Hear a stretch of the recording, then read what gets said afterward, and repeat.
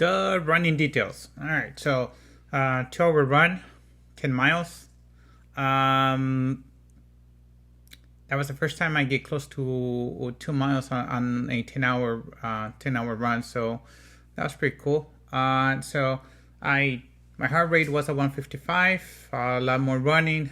And the middle, according to the heart rate graph right there, there's a little bit more walking, but I did a lot of running there. I was starting to figure out that I could do multiple live posts at a time and then walk another post, and that usually kept me um, pretty loose. I wasn't. I felt like I wasn't burning too much energy or causing a lot of damage to my legs at the beginning. So that was pretty cool. That was a good run, especially when you start feeling like you're doing much better on towards the end of the run.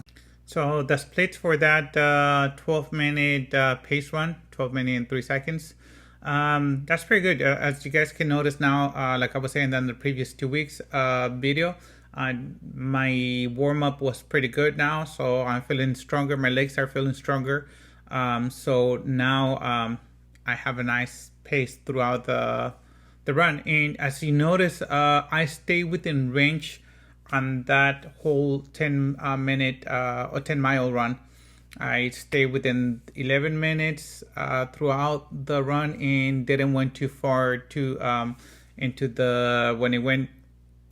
I think once I went over 13 minutes, but even the rest of them were within a minute or two.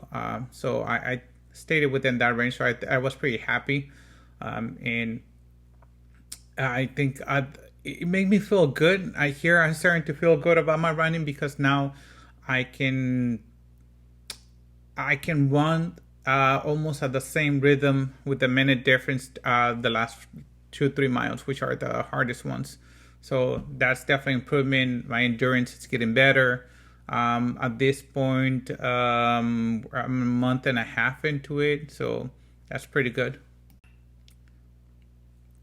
Thursday the 14th. So my shorter run of the 2 coming up for the week. At this point I was let's see, so 10:44. So I felt pretty strong. So first time that it goes that I finished with an average pace of 10:44. At this point I'm feeling like 2:30. It's doable. It's in my hands. I've been reading, I try to read and follow other people on YouTube, and they said that to feel comfortable about your goal, you should be able to, you should try to run a whole minute below the target you have. So if I need 11:30 for myself, 2:30 time for the half marathon, then 10:44 definitely puts me there. So I will. This was very encouraging. This was something that made me feel like I could get there. As far as affecting my weight, 800 calories, so that felt pretty good. And I went for it, so that was definitely a knockdown from the previous other 6 mile runs. And heart rate 164. That was the one thing I was talking about. Now my heart rate was going up, and it went from being sore on my calves to being sore on my how do I call this, on my quads.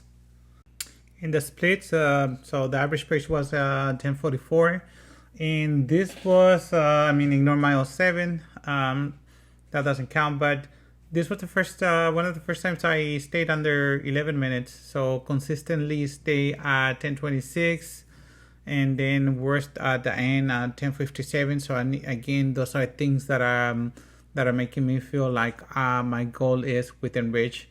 So I think I can do it. I think I got it. And the numbers are showing it here.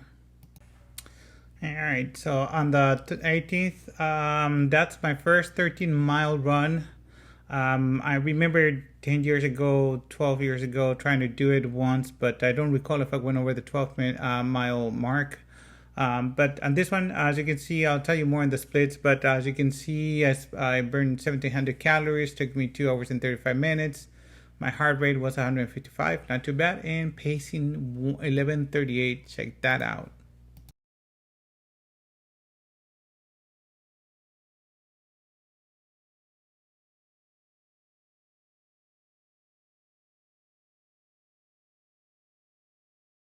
This mile, I was able to run it the whole mile, but then um, kicking my ego out of the way, and I told myself, you gotta slow down. It's gonna be 13 miles. You have to pace yourself. Allow myself a slower pace, 11:42 twice, then 13 minutes on mile 4, and almost 12 minutes on mile 5. But then again, I felt comfortable at mile 10, 7 and 8, and pushed it a little bit more, just under 11 minutes, just over 10 minutes, 11 minutes on mile 9. And I'm feeling great here. I'm like, I got this. I'm running. It's 10 miles in. I'm still running at a good pace, mostly running. Probably doing something like 5 live posts and then walking 1. It felt, I was killing it. I was killing it till mile 11. I hit that bunk. I hit that wall. Almost 13 minutes here. With the difference from here to mile 4 in the splits, it's that the mile 4 I slowed down because I was running the first 4 miles with my son too. Yeah, I remember that. So I slowed down for my son those 4 miles, but still we run the fastest first mile. The first mile I run completely, mile number 1. I did it with him. So yeah, we're celebrating. But so he peeled off after mile 4, and then I completed the other miles. But mile 11, it just hit me different. I hit that wall like hard. The back of my calves are just, they're brutal. They're hurting. They're getting stiff, and I'm slowing down. I'm going from, instead of running 5 a light post, I'm running 4, then 3. In mile 12, I'm still trying to do 3, but going down to 2 and 1 running. In mile 13, it was all guts, all freaking guts. The fire was coming with them because my legs were dead. My legs were gone completely. They were stiff. I was running close to getting injured because they were just dead, especially my right calf. I was at that point, I was running. Forget about the light post. I was running till my leg told me stop, or you're gonna suffer the consequences. And I kept on doing that until I passed mile 13. I did it on the side of the street. I tried to walk the rest of the way home, which was about a 3/4 of a mile, and I'm like, nah. I'm sitting down, took off my shoes, sat down on the side of the street, and I'm like, I just gotta recover for half an hour. And people were stopping by asking to see if I was okay. I was like, oh, I think I pushed it too much, but I had to do it. My ego at the same time got the best of me. I tried to keep it in check, but it didn't work. But man, it was an amazing feeling to be able to do 13. Beautiful. From there on, it helped. On October the 21st, I was too sore, so I went for a short 4-mile run walk, and I took it easy. 144 beats per minute, 500 calories, pace at 12 minutes. So that wasn't nothing special, just all recovery. The splits, they just support what I was telling you about. I run the first mile, and hey, look at that! It was 9:43. So it was a pretty fast first mile, I guess. But after that, I was like, not gonna happen. So I took it easy. So it was really fast first mile. First under 10, maybe. I don't remember. So, but yeah, first under. It was a 9:43 mile. Not too bad. Yeah, and so the the first Saturday after that long run, did 6 miles. I did that one with my brother, and his family joined, and they stayed a bit behind. Some members were not quite up to speed yet, but I was sore still. I felt heavy legs, and I still wanted to push forward. And I'll give you more on the splits. But yeah, 762 calories, felt good. That made an impact. My heart rate really high, 161. So that wasn't good. But the pace was really good, and the reason for it's because as you can see on the splits, I run the first 3 miles. Since 2017, I had never run further than a mile, and so 4 years later, I'm doing. I try to run the 3K here and see if how quick I could do it. I mean 5K. So the first 3 miles, I'm not stopping. You were able to see on the previous heart rate graph. But yeah, I'm like, nah, I gotta try it. But the legs felt pretty heavy. So I run a 9:57, 9:49, 9:51, and I was pushing myself through.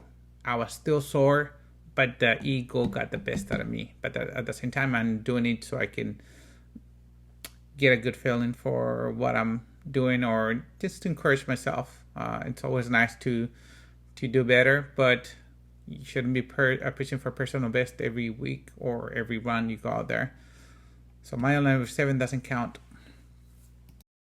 The challenge app, I'll be a little bit more brief here, but so at this point, we're not getting as many participants, and we're also getting less people at the top. So it's the first time my sister-in-law beats me on this one by 2 points.